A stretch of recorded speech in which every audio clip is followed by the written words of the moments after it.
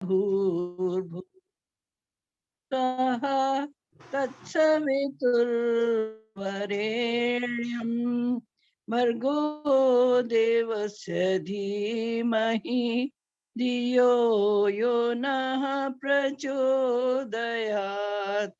तूने हमें उत्पन्न किया, पालन कर रहा है तू, तुझसे ही पाते प्राण हम, दुखियों के कष्ट हरता तू। तेरा महान तेज है, छाया हुआ सभी स्थान, सृष्टि की वस्तु वस्तु में तू हो रहा है विद्यमान।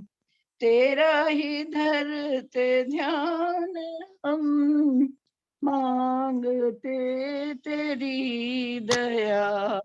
ईश्वर हमारी बुद्धि को तू श्रेष्ठ मार्ग पर चला, दाता हमारी बुद्धि को तू श्रेष्ठ मार्ग पर चला।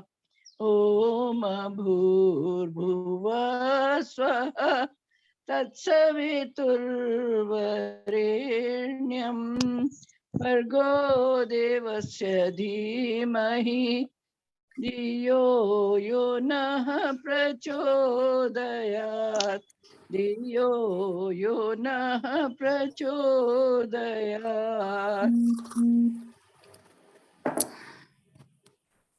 हाँ जी, विदु प्रसाद जी, स्वागत है आपका। एक भजन।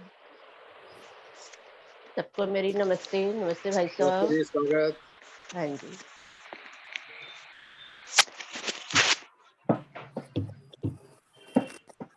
रंगियाना कर सी तेरे ललारी चोला, रंगियाना रंगियाना कर सी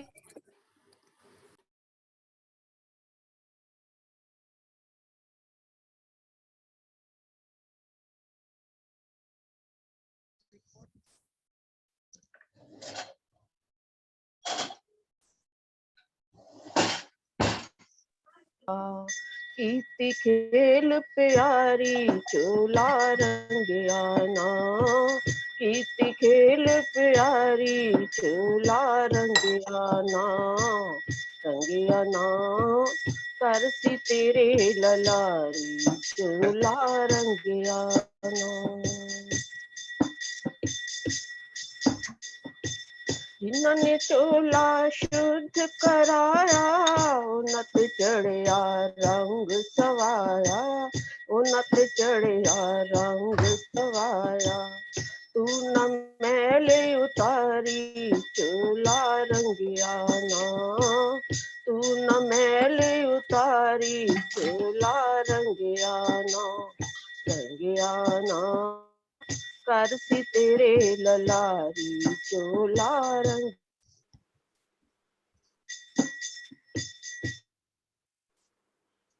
चिट्टे चोले दाग लगा खाक मिलाया, मैला कीता खाक मिलाया। जित्ती बाजी हारी चोला, रंगियाना जित्ती बाजी हारी चोला, रंगियाना रंगियाना कर सी तेरे ललारी चोला, रंगियाना।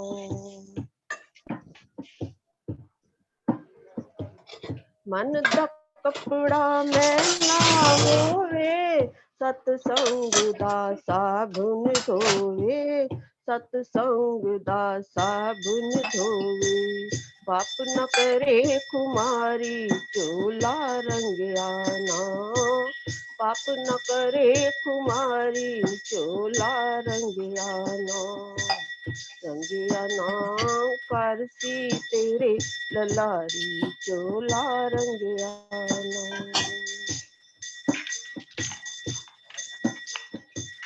प्यारी बहनों ओम सिमर लो, आत्म बुद्धि उज्ज्वल कर लो, आत्म बुद्धि उज्ज्वल कर लो।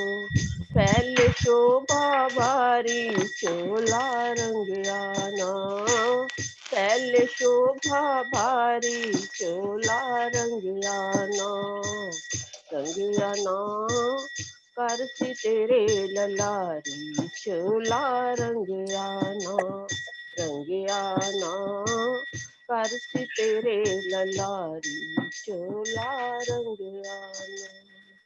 धन्यवाद भाई साहब। बहुत बहुत धन्यवाद बिंदु प्रसाद जी, आर्य समाज पुष्पांजलि की उप प्रधान। अब आमंत्रित करता हूँ फरीदाबाद से श्री रविंद्र गुप्ता जी, आपके बाद परवीना ठक्कर जी तैयार रहे। सभी श्रोताओं को मेरा नमन। आइए प्रभु स्तुति का गीत प्रस्तुत है। हम तेरे उपासक मांग रहे, भगवान हमें सद्बुद्धि दो। हम तेरे उपासक मांग रहे, भगवान हमें सद्बुद्धि दो। हे सविता मेधा प्रज्ञा दो, भगवान हमें सद्बुद्धि दो। हम तेरे उपासक मांग रहे, बुद्धि बल से ही मानव का उत्कर्ष यथावत संभव है। बुद्धि बल से ही मानव का उत्कर्ष यथावत संभव है। गायत्री मंत्र में मांगा है, भगवान हमें सद्बुद्धि दो। हम तेरे उपासक मांग रहे, भगवान हमें सद्बुद्धि दो। हे देव उपास्य उपासक के सब पाप दुरित दुख दूर करो। हे देव उपास्य उपासक के सब पाप दुरित दुख दूर करो। हम भद्र कहे हम भद्र सुने, भगवान हमें सद्बुद्धि दो। हम तेरे उपासक मांग रहे, सद्ज्ञान विवेक समृद्धि दो। रिद्धि सिद्धि और वृद्धि दो, सद्ज्ञान विवेक समृद्धि दो। रिद्धि सिद्धि और वृद्धि दो। तन धन दो मन की शुद्धि दो, भगवान हमें सद्बुद्धि दो। हम तेरे उपासक मांग रहे, जीवन क्या है मृत्यु क्या है, हम क्यों आए मानव योनि में। जीवन क्या है मृत्यु क्या है, हम क्यों आए मानव योनि में। इन गूढ़ रहस्यों को जाने, भगवान हमें सद्बुद्धि दो। हम तेरे उपासक मांग रहे, भगवान हमें सद्बुद्धि दो। हे सविता मेधा प्रज्ञा दो, भगवान हमें सद्बुद्धि दो। हम तेरे उपासक मांग रहे, भगवान हमें सद्बुद्धि दो। बहुत बहुत धन्यवाद जी समय देने के लिए। धन्यवाद रविंद्र गुप्ता जी। अब नासिक से माता परवीना ठक्कर जी आएगी, एक मधुर भजन सुनाएगी। सभी को सादर नमस्ते जी। नमस्ते जी।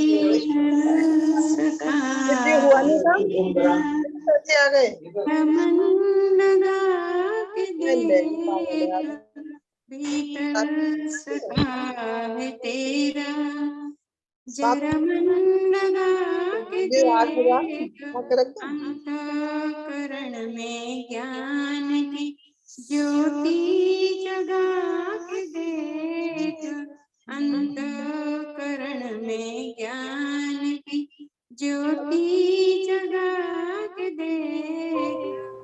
ऐ इंद्रियों की शक्तियाँ बाहर की ओर जो, बाहर की ओर से मुझे भीतर को मोड़ दो, भीतर को मोड़ दो। कर सकल द्वार बंद, समाधि लगा के देख, अंतःकरण में ज्ञान की ज्योति जगा के देख। शुद्ध आत्मा से पूछ के रचना का ध्यान कर, नीचे झूम जाएगा, महिमा का ध्यान कर, महिमा का ध्यान कर। श्रद्धा की देवी रूठी है, उसको मना के देख, अंतःकरण में ज्ञान की ज्योति जगा के देख।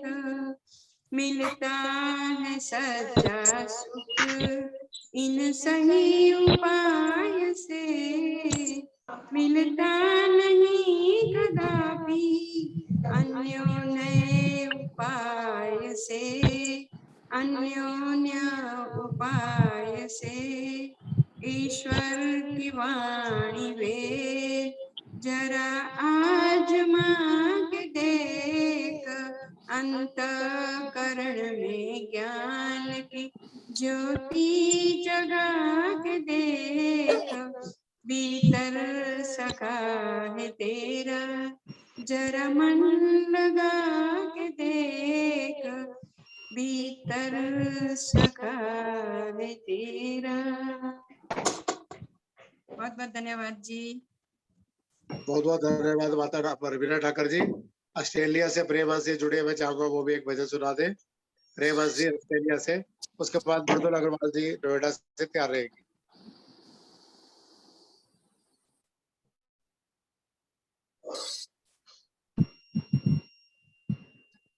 गायत्री मीरा जी आज के अध्यक्ष आ गई है, बहुत बहुत स्वागत है अभिनंदन। गायत्री मीरा जी का स्वागत है। प्रेमहंस जी ऑस्ट्रेलिया से सुनाएगी एक भजन, ये तो फिर मृदुल अग्रवाल जी नोएडा से। भाई साहब मेरा निवेदन है किसी और से भजन गवा लीजिए, मैं अभी सुनूंगी थोड़ी देर। ठीक है जी। बहुत धन्यवाद आपका ध्यान। मृदुल अग्रवाल जी नोएडा से। हाँ भाई साहब आज मेरी तबीयत सही नहीं है, मैं सुनूंगी। चलो नेक्स्ट, और किसकी इच्छा है?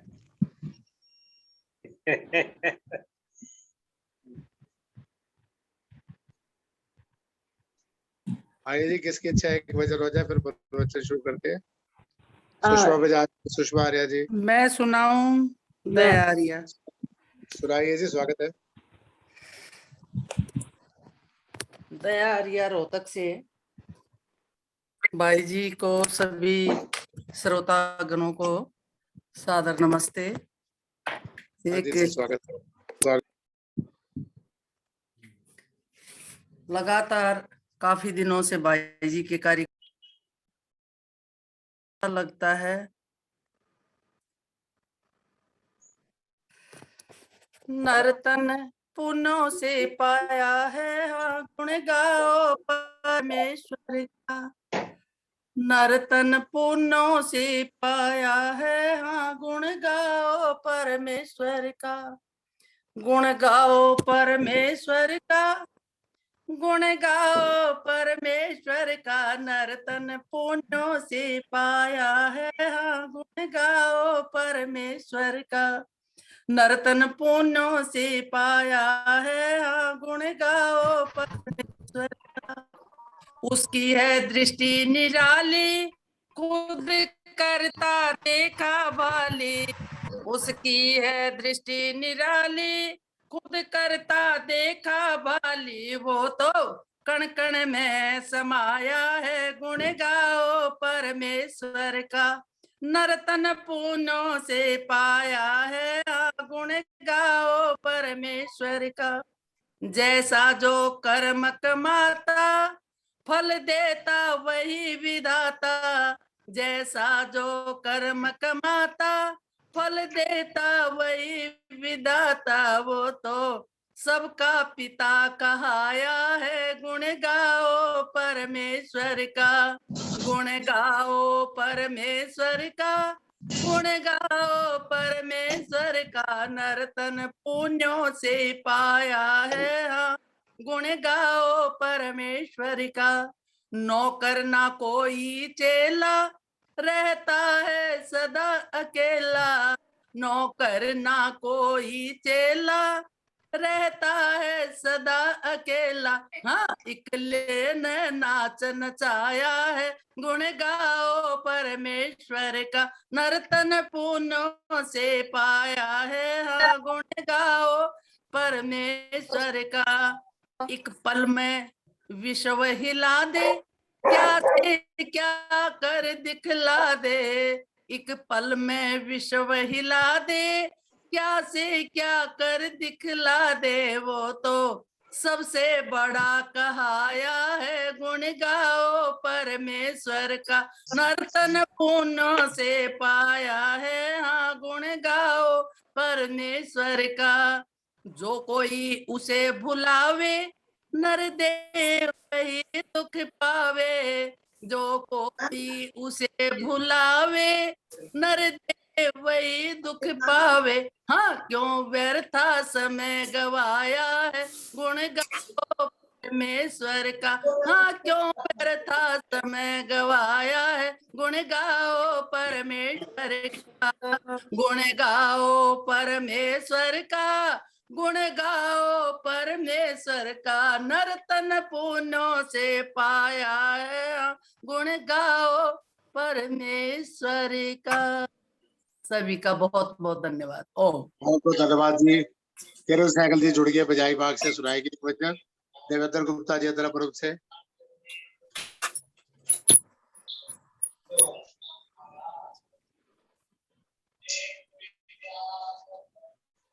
केरल साइकिल जी देवेंद्र गुप्ता जी आ रहे हैं। आज के 252वें वेबिनार में स्वागत है। माता चंद्रकांता जी बंगलोर से एक वचन, फिर प्रवचन का टाइम शुरू हो जाएगा। नमस्ते आर्य जी, अनिल जी। नमस्ते जी, स्वागत है। हाँ जी, मेरा नाम बोला है आपने? हाँ जी, हाँ जी। हाँ जी। तो मैं आपके सामने आज के कोरोना काल के विषय में एक छोटा सा भजन रखना चाहती हूँ, जो मैंने खुद लिखा है।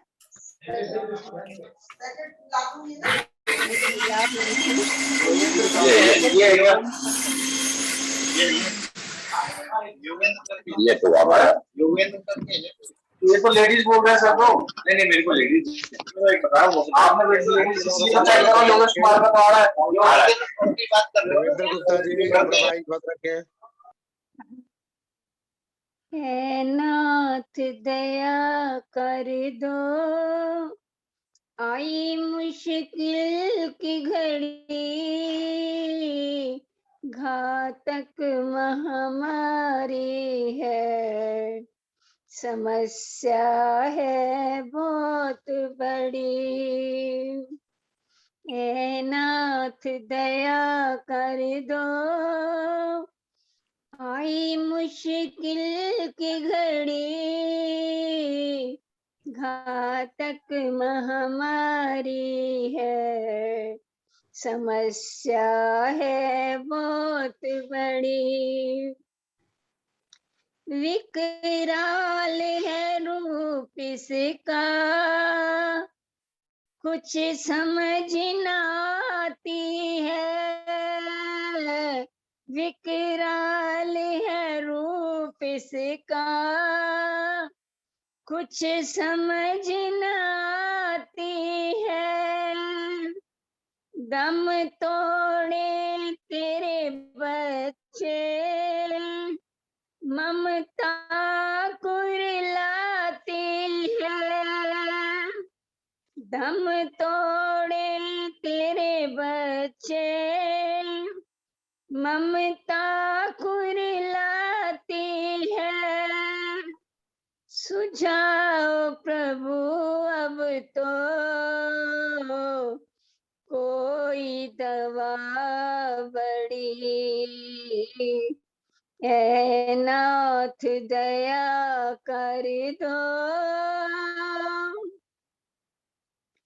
हाफती टूटती सांसें रुक रुक कर चलती हैं, दर्द भरी आहें बस चैन ही हरती हैं, वो आपके पास से तुझ बिन कौन जोड़े, अगर आप टूटती सांसों की कड़ी, ऐ नाथ दया कर दो, तेरे सिवा अब तो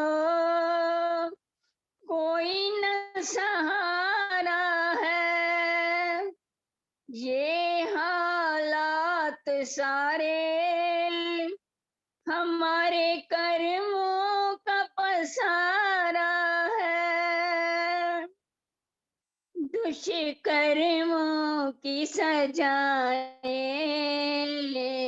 तू देता बड़ी बड़ी, ऐ नाथ दया कर दो,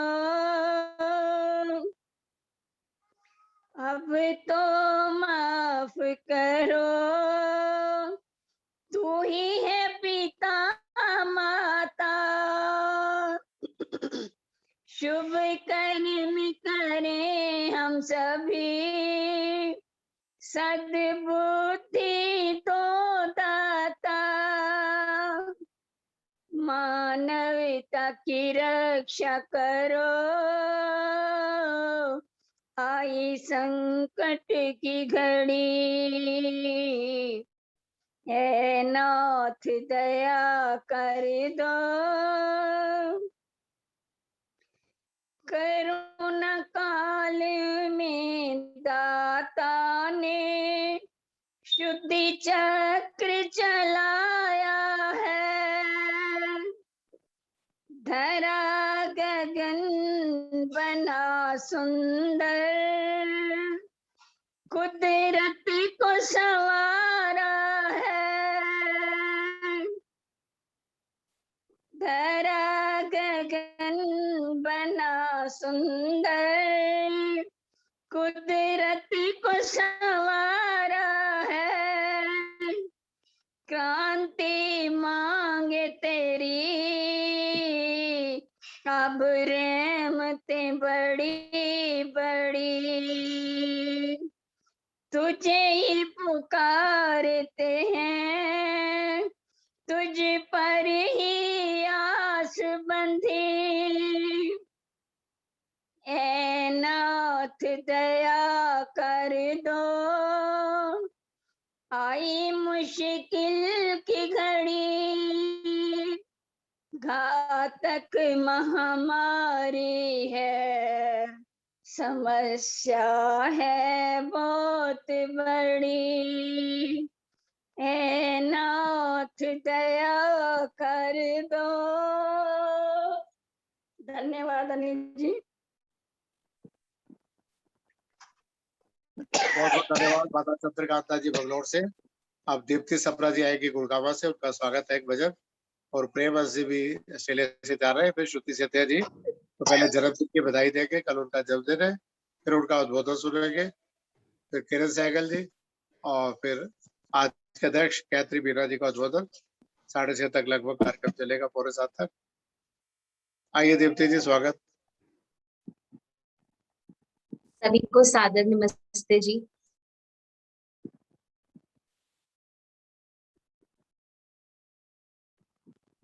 कि मानव जीवन हमें मिला है, इस जीवन में सभी कामों के साथ साथ दैनिक जीवन के सभी कार्य हम करते हैं, उनके साथ साथ हमें कुछ ऐसे कर्म करने चाहिए कि जिससे हमें लगे कि यह जीवन हमने गवाया नहीं। आइए, कवि के बहुत सुंदर बोल हैं। चोला बड़ा है कीमती, इसको गवा नहीं। चोला बड़ा है कीमती, इसको गवा नहीं। पाया है बड़ी देर से, वीरथा गवा नहीं। चोला बड़ा है कीमती, इसको गवा नहीं। यह तन मिला है तुझको प्रभु याद के लिए। यह तन मिला है तुझको प्रभु याद के लिए। मूर्ख विषयों की खाक में इसको मिला नहीं। चोला बड़ा है कीमती, इसको गवा नहीं। बुद्धि मिली थी तुझको प्रभु दर्शन के लिए। बुद्धि मिली थी तुझको प्रभु दर्शन के लिए। तू अपने मन की मौज में इसको लगा नहीं। चोला बड़ा है कीमती, इसको गवा नहीं। ईश्वर की प्रेम भक्ति थी पारस तेरे लिए। ईश्वर की प्रेम भक्ति थी पारस तेरे लिए। तूने समय गवा दिया, लोहा छुआ नहीं। चोला बड़ा है कीमती, इसको गवा नहीं। सौदा किया है घाटे का, आयु चली गई। सौदा किया है घाटे का, आयु चली गई। जीवन की सांझ आ गई, तुझको पता नहीं। चोला बड़ा है कीमती, इसको गवा नहीं। चोला बड़ा है कीमती, इसको गवा नहीं। बहुत बहुत धन्यवाद। बहुत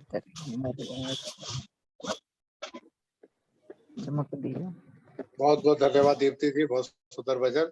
अब प्रेमवंश जी ऑस्ट्रेलिया से, उसके बाद श्रुति सेतिया जी प्यारे। बहुत बहुत धन्यवाद अनिल आर्य भाई साहब आपका, कि आप हमें इतना मान देते हैं, बुलाते हैं और मौका भी देते हैं कि अपने विचार रखें। इतने सुंदर भजन सुनने के बाद जाग रहे हो तो हमारा भी फर्ज बनता है। धन्यवाद जी। इतने सुंदर भजन सुनने के बाद अपने आप को ऐसा लगता है कि पता नहीं गाने का कुछ लाभ है भी या नहीं, क्योंकि मैं गाती तो अपने लिए ही हूँ, मुझे इतनी सुंदर गायिका नहीं हूँ, जैसे कि अभी दीप्ति सप्रा जी ने तो कमाल कर दिया। चलिए, तो ओम नाम पे एक छोटा सा भजन, मैं पूरा नहीं सुनाऊंगी, आधा ही सुनाऊंगी वक्त को देखते हुए। सृष्टि से पहले, सृष्टि से पहले अमर ओम नाम था, अमर ओम नाम था, आज भी है और कल भी रहेगा। सृष्टि से पहले, सृष्टि से पहले अमर ओम नाम था, अमर ओम नाम था, आज भी है और कल भी रहेगा। सूरज की किरणों में प्रभु का तेज समाया है, इन चांद सितारों में प्रभु की शीतल छाया है। पृथ्वी माँ की गोद में, पृथ्वी माँ की गोद में उसी का दुलार था, उसी का दुलार था, आज भी है और कल भी रहेगा। सृष्टि से पहले अमर ओम नाम था, अमर ओम नाम था, आज भी है और कल भी रहेगा। भंवरों की तानों में मधुर संगीत प्रभु का है, भंवरों की तानों में मधुर संगीत प्रभु का है। फूलों के यौवन में रसीला गीत उसी का है। सारे ही ब्रह्मांड में, सारे ही ब्रह्मांड में तो वही कलाकार था, वही कलाकार था, आज भी है और कल भी रहेगा। मैं पूरा भजन आज नहीं गाती क्योंकि समय की पाबंदी है, थोड़ा सा।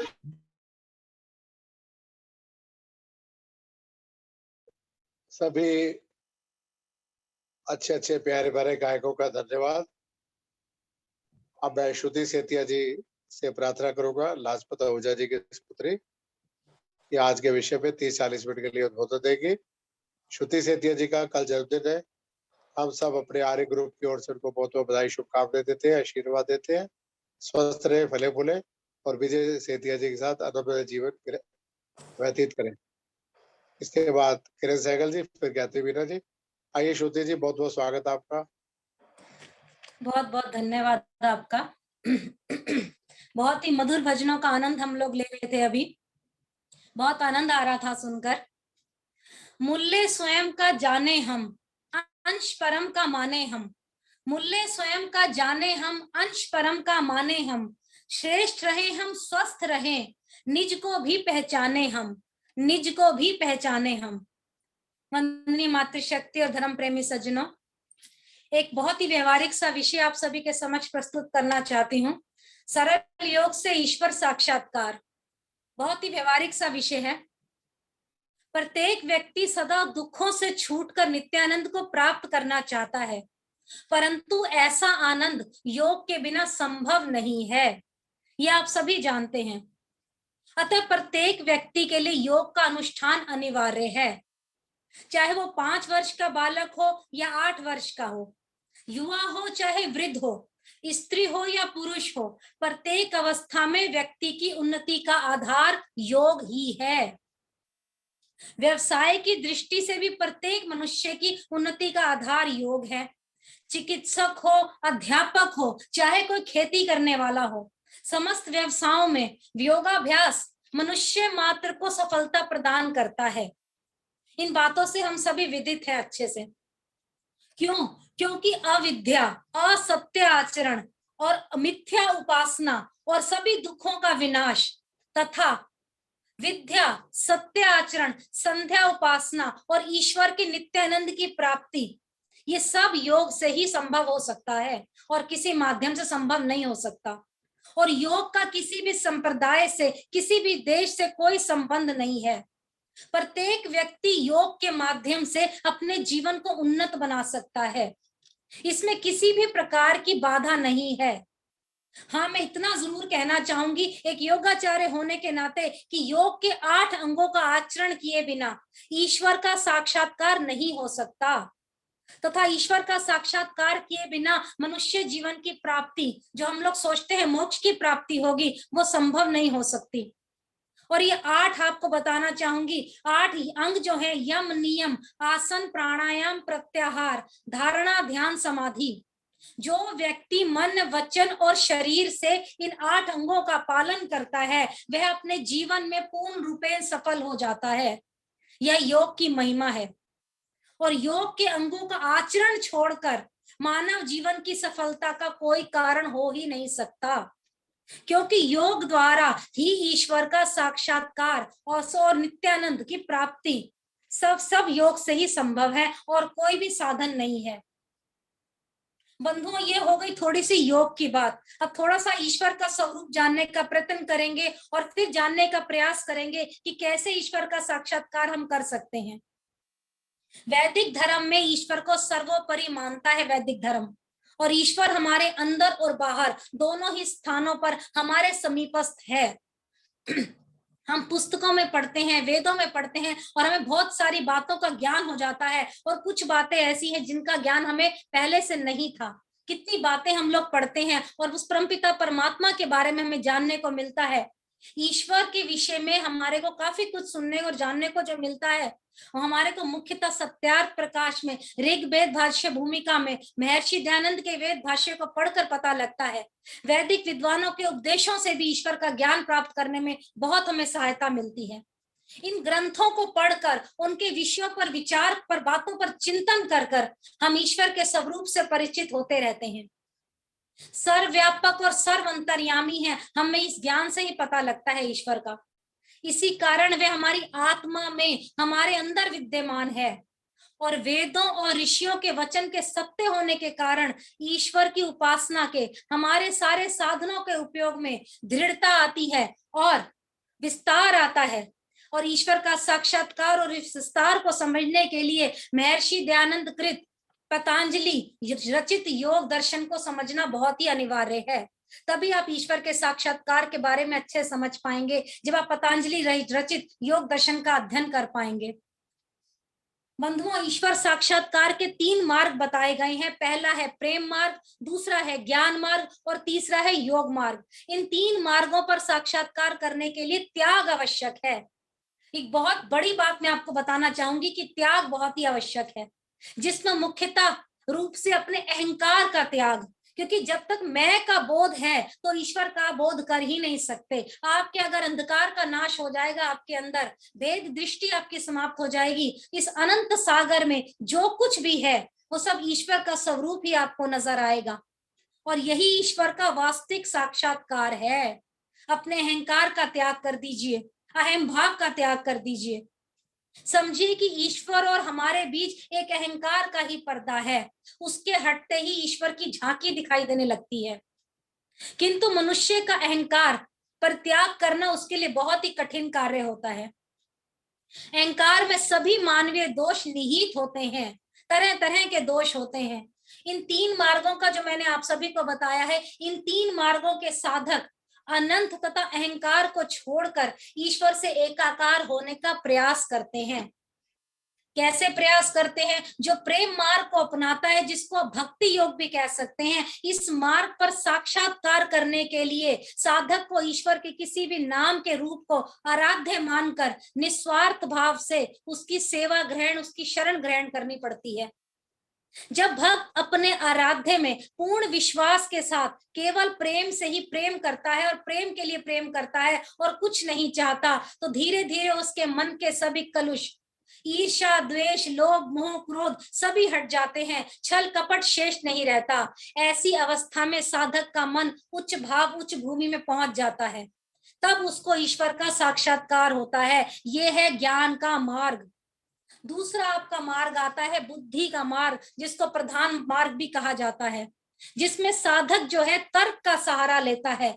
इस मार्ग में ईश्वर को सर्वव्यापक, निराकार, अनंत, सर्वंतर्यामी, एक दृष्टिकारक रूप मानकर उसी की उपासना की जाती है।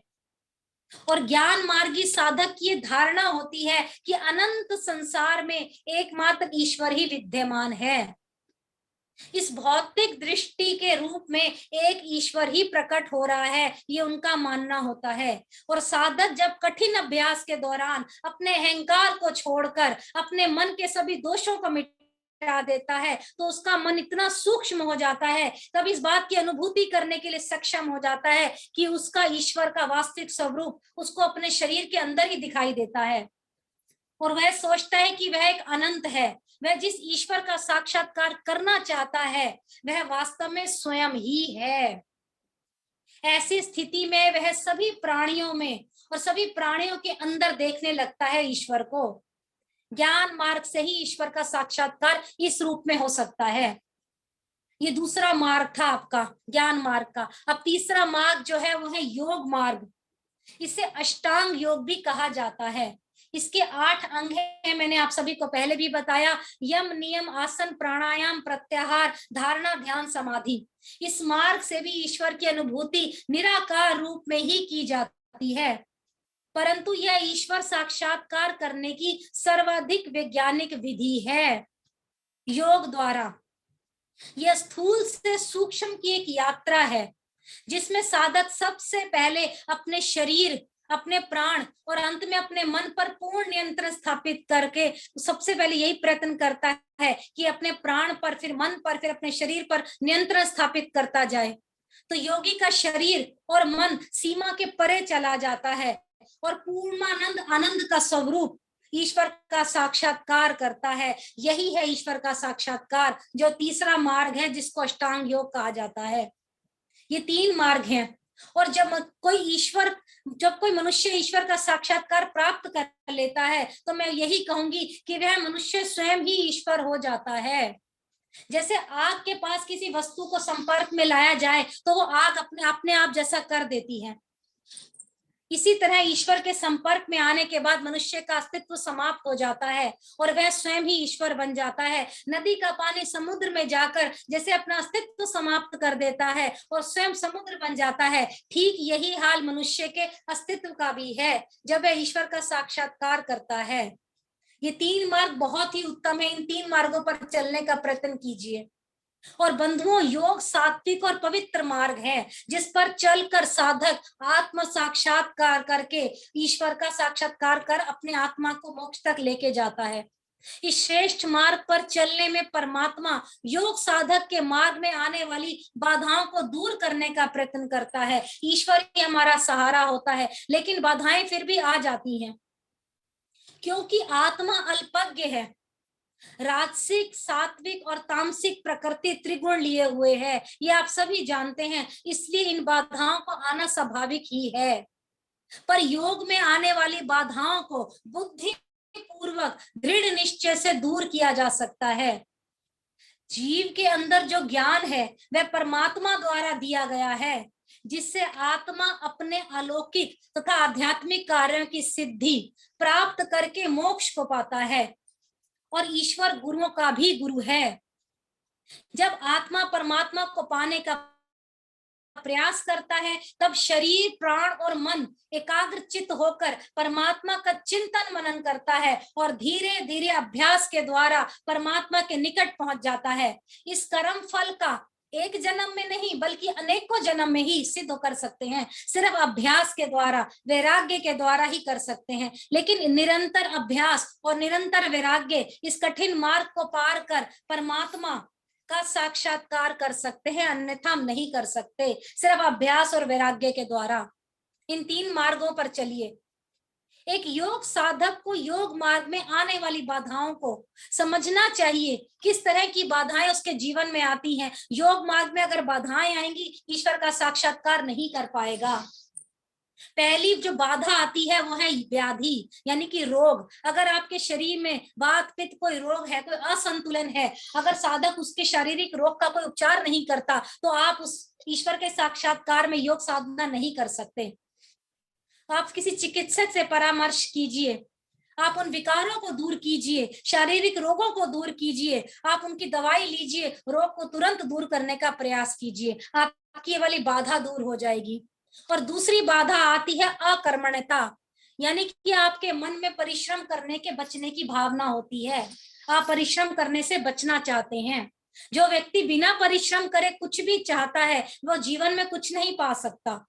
समय जल्दी जल्दी बीतता जाता है और बिना कर्म किए खाली हाथ इंसान रह जाता है।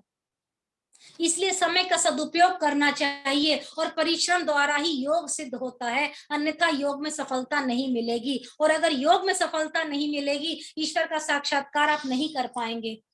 और तीसरा आपके लिए बाधा आती है संशय, यानी कि जब साधक के विषय में उसके मन में दो प्रकार के संशय होने लगते हैं, जैसे परमात्मा है या नहीं है, यदि है तो वो कैसा दिखता है, और यदि दिखता है तो कैसा दिखता है, ये संशय हमारे मन में आ जाता है। हम लोग रास्ता भटक जाते हैं, योग मार्ग से परे हो जाते हैं हम लोग। साधक योग के द्वारा परमात्मा की सहायता से अपने ज्ञान का विकास कर उसे दृढ़ बनाता है और तभी उसके सारे संशय दूर हो जाते हैं। और चौथा है प्रमाद, योग मार्ग के साधकों को ना अपनाना, ये प्रमाद कहलाता है। साधक जानता है कि योग के साधन कौन कौन से हैं और इन्हीं साधनों को अपनाकर योग को साधा जा सकता है, लेकिन उन साधनों का उपयोग साधक करता ही नहीं है। आलस आ जाती है उसको, उन्हें टालता रहता है कि आज नहीं करूंगा, कल करूंगा, कल नहीं करूंगा, परसों करूंगा। ये टालने की प्रवृत्ति उसको योग से दूर कर देती है और बिना साधनों के प्रयोग किए आप योग को सिद्ध कर ही नहीं सकते, ईश्वर का साक्षात्कार कर नहीं सकते। पांचवा आता है आलस्य। आलस्य व्यक्ति जो होता है बिना किसी कार्य को सिद्ध करने में असफल रहता है, क्योंकि उसके शरीर में आलस भरा होता है और प्रत्येक कार्य को वो टालता रहता है और वो लक्ष्य को प्राप्त नहीं कर सकता। शरीर तथा मन में भारीपन जो है आलस्य के कारण होता है। जब तक दृढ़ निश्चय ना किया जाए तब तक आपका आलस्य भागता ही नहीं है। जिस प्रकार आलस्य योग का विरोधी है, उसी प्रकार योग भी आलस्य का विरोधी है। प्रतिदिन नियमित योगाभ्यास करने से आलस्य को आप दूर भगा सकते हैं। और छठा आता है अविरति, यानी कि वैराग्य का भाव, यानी कि विषय भोगों में रुचि होना। वैराग्य का तो अभाव है ही शरीर में और विषय भोगों में रुचि हो जाती है। संसारिक जो जितनी वस्तुएं हैं वो हमें भौतिक दिखाई देती हैं, यही सब कुछ है, हमें उन्हें पाना है, यही हमारे जीवन का आनंद है, यही बातें हमारे जीवन में घूमती रहती हैं। सुखों को पाने की इच्छा होती है और परिश्रम ना करने की इच्छा होती है। यही योग के मूल आनंद से हमें दूर करता है। यही है छठा व बाधा अविरति। आप इन सब बाधाओं को दूर करने का प्रयत्न कीजिए। सातवां आता है भ्रांति दर्शन, यानी किसी विषय के विपरीत हमारे को ज्ञान होना, जैसे जड़ को चेतन मानना और चेतन को जड़ मानना, जो ईश्वर नहीं है उसे ईश्वर समझना और जो ईश्वर है उसे ईश्वर ना मानना तथा उसकी उपासना करना। हानिकारक वस्तुओं को लाभकारी और लाभकारी वस्तुओं को हानिकारक समझना भ्रांति दर्शन कहलाता है। ये सारी बातें हम योग दर्शन में पढ़ा करते थे जब हम योग की क्लास लिया करते थे। आठवां है समाधि की प्राप्ति, यानी कि लंबे समय तक प्रयास करने के बावजूद भी साधक का कोई भी लाभ नहीं उठा पा रहा साधक, उसके मन में निराशा आ जाती है, योग की गति रुक जाती है। और अगर साधक योग के किसी विषय में सिद्धि प्राप्त कर लेता है तो उसका फल उसे उत्साहित करता है। साधक का विश्वास दृढ़ हो जाता है कि अब उसको समाधि तक पहुंचना ही पहुंचना है। इसलिए योग में किसी भी विषय पर अधिक ध्यान देने से उसे सिद्ध करना ज्यादा लाभकारी होता है। और अंतिम है आपका नौवां जो बाधाएं है वो है अव्यवस्थित्व। जब अव्यवस्थित जो है, जब साधक लंबे प्रयास के बाद समाधि को पा लेता है लेकिन समाधि में उसकी स्थिरता नहीं रहती, उसी को अव्यवस्थित कहते हैं। लंबे काल तक विविध पूर्ण अभ्यास करने से वो बाधा दूर हो सकती है। बंधुओं, योग बाधाओं की तरह श्वास पर प्रश्वास का ठीक ना आना, दुख का आना, अंगों का कांपना, कमजोरी का आना, अनेक ऐसी बाधाएं हैं जिनका विधि पूर्वक योगाभ्यास करने से, ईश्वर प्राणी ध्यान का नियम पालन करने से आप इन सब बाधाओं को दूर कर सकते हैं। और जिस तरह ये बाधाएं दूर होती चली जाएंगी, ईश्वर का साक्षात्कार आप कर पाएंगे।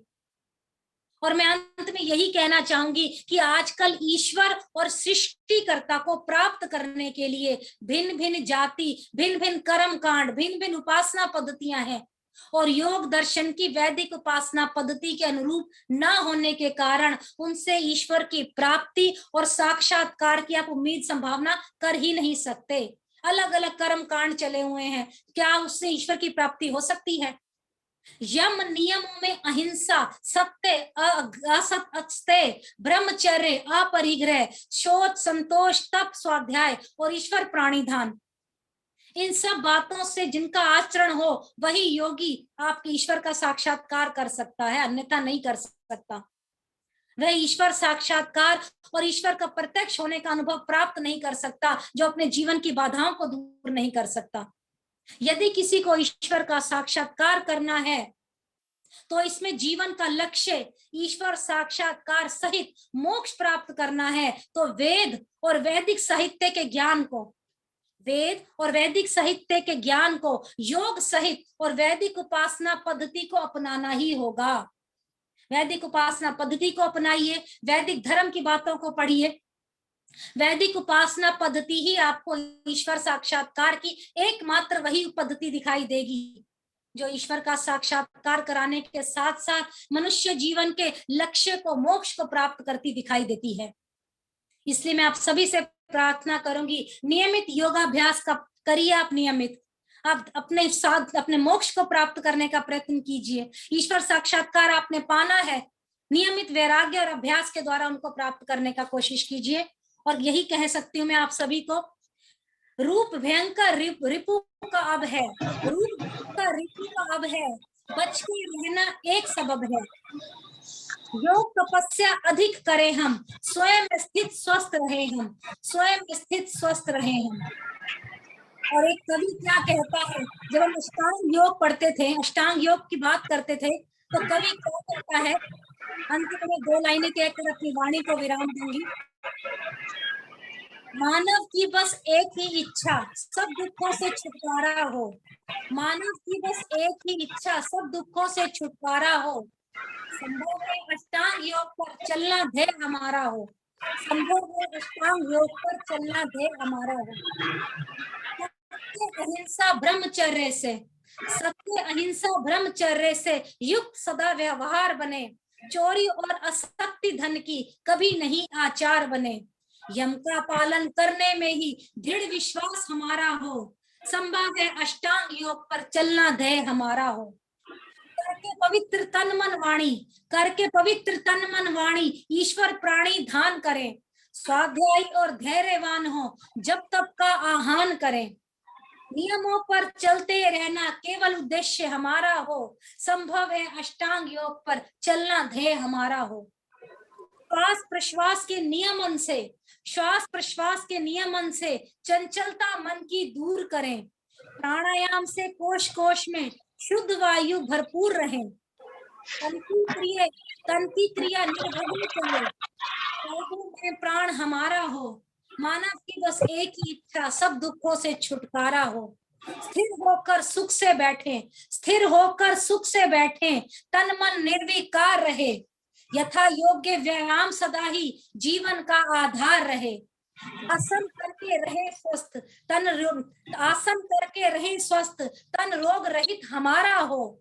संभव है अष्टांग योग पर चलना ध्येय हमारा हो, चलना ध्येय हमारा हो। मानव की बस एक ही इच्छा, सब दुखों से छुटकारा हो। संभव है अष्टांग योग पर चलना ध्येय हमारा हो, चलना ध्येय हमारा हो। बहुत बहुत धन्यवाद समय देने के लिए, बहुत बहुत धन्यवाद।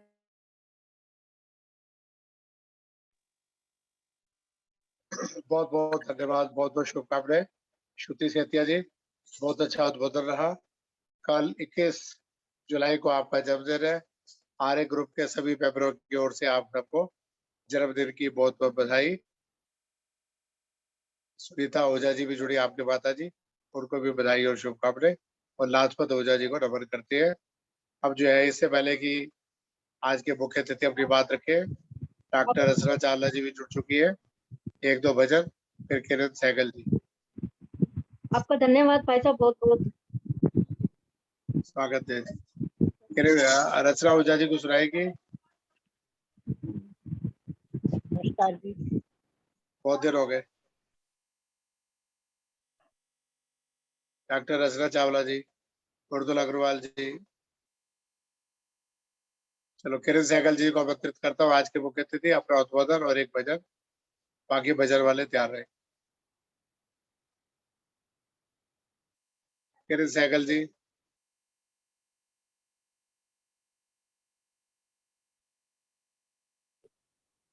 किरण सहगल जी जुड़ी हुई है।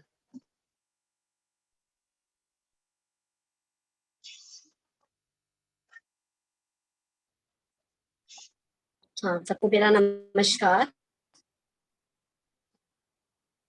नमस्ते जी। आज मुझे जो आपने मुख्य अतिथि बनाया उसके लिए बहुत बहुत धन्यवाद अनिल जी की पूरी टीम का बहुत धन्यवाद। योग पे बहुत ही सुंदर ही प्रवचन दिया अपना, बहुत ही ज्ञानप्रद रहा ये। और मैं ज्यादा कुछ ना कहते हुए एक भजन प्रस्तुत कर रही हूँ। प्रभु तुम अणु से भी सूक्ष्म हो, प्रभु तुम गगन से विशाल हो। मैं मिसाल दूं तुम्हें कौन सी, मैं मिसाल दूं तुम्हें कौन सी। दुनिया में तुम बेमिसाल हो, प्रभु तुम अणु से भी सूक्ष्म हो, प्रभु तुम गगन से विशाल हो। हर दिल में तेरा नाम है और न्याय है तेरा काम है, और न्याय है तेरा काम है। सबसे बड़ा तेरा नाम है, जगन्नाथ हो जगपाल हो। प्रभु तुम अणु से भी सूक्ष्म हो, प्रभु तुम गगन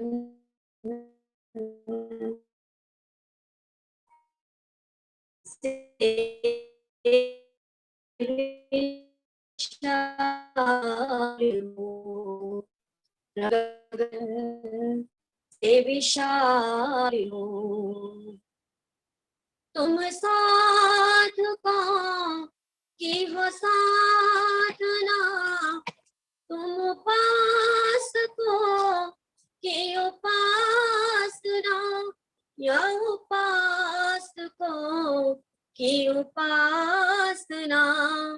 किसी भक्त की मृदु भावना, या किसी कवि का ख्याल हो, प्रभु तुम अणु से भी सूक्ष्म हो, प्रभु तुम गगन से विशाल हो।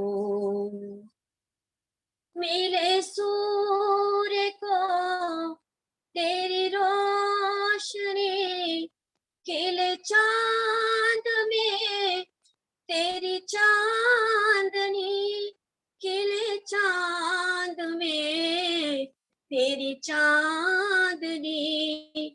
सब पर दया तेरी पावनी प्रभु तुम तो दीन दयाल हो, प्रभु तुम अणु से भी सूक्ष्म हो, प्रभु तुम गगन से विशाल हो। मैं विशाल दूं तुम्हें कौन सी, मैं विशाल दूं तुम्हें कौन सी, दुनिया में तुम बेमिसाल हो, प्रभु तुम अणु से भी सूक्ष्म हो, प्रभु तुम गगन से विशाल हो, गगन से विशाल हो।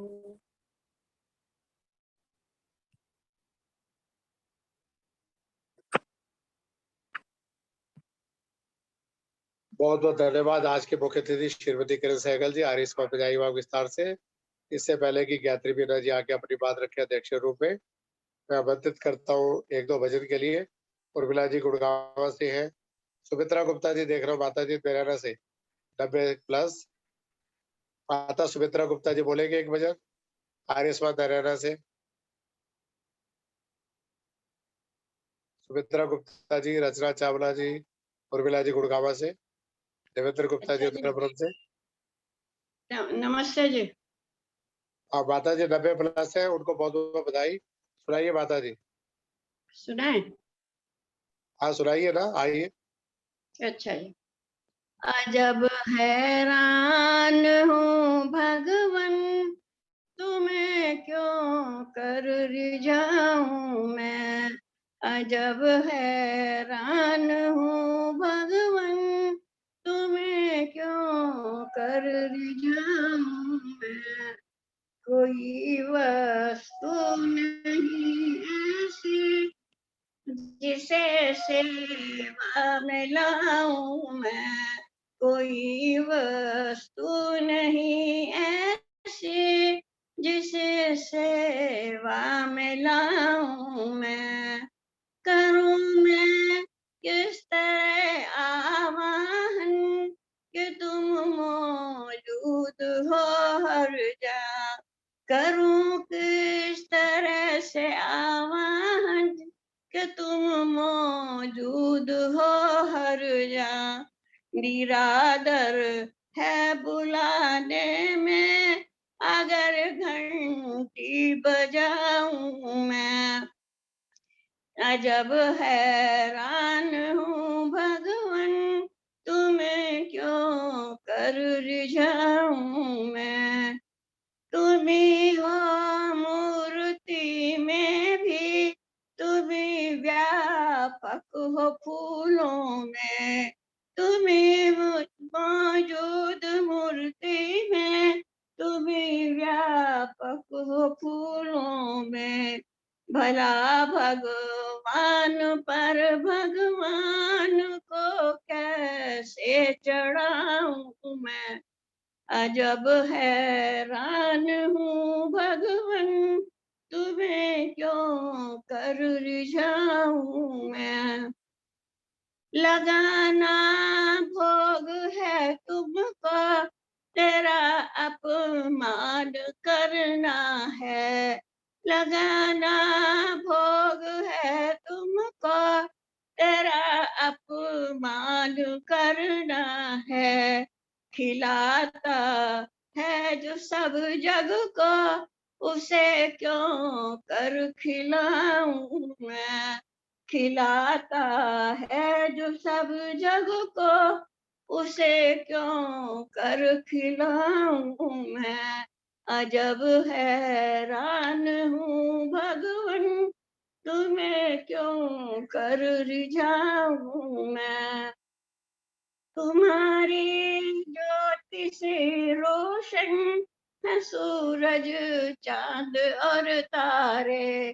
तुम्हारी ज्योति से रोशन है सूरज चांद और तारे, महाअंधेर है तुमको अगर दीपक जलाऊं मैं, महाअंधेर है तुमको अगर दीपक जलाऊं मैं। अजब है रान हूँ भगवन तुम्हें क्यों कर बनाऊं मैं।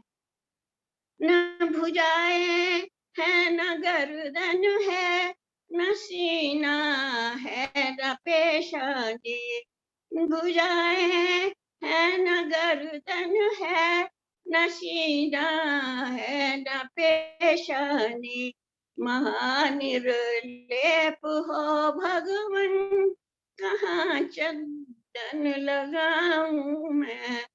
महाअंधेर है भगवन कहाँ चंदन लगाऊं मैं।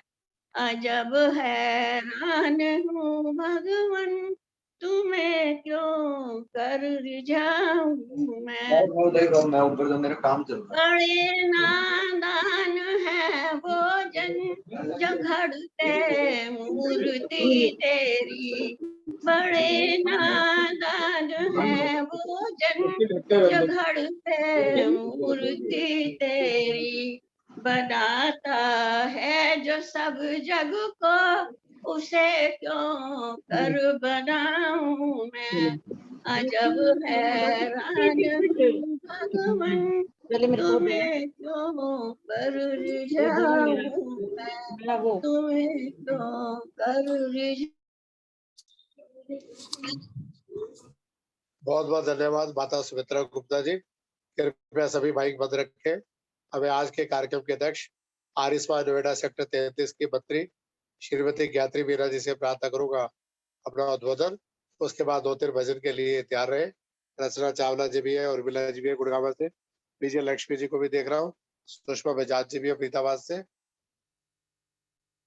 आइए गायत्री मीरा जी माइक ऑन कीजिए। जी का भी स्वागत है। नमस्ते जी, बहुत दिन से मैं कोशिश करती हूँ। गायत्री जी के बाद 3-4 भजन हो जाएंगे। हाँ जी, मैं भी एक भजन करूंगी, एक छोटा सा भजन मैं भी बोलूंगी। ठीक है जी, आइए गायत्री मीरा जी। हाँ।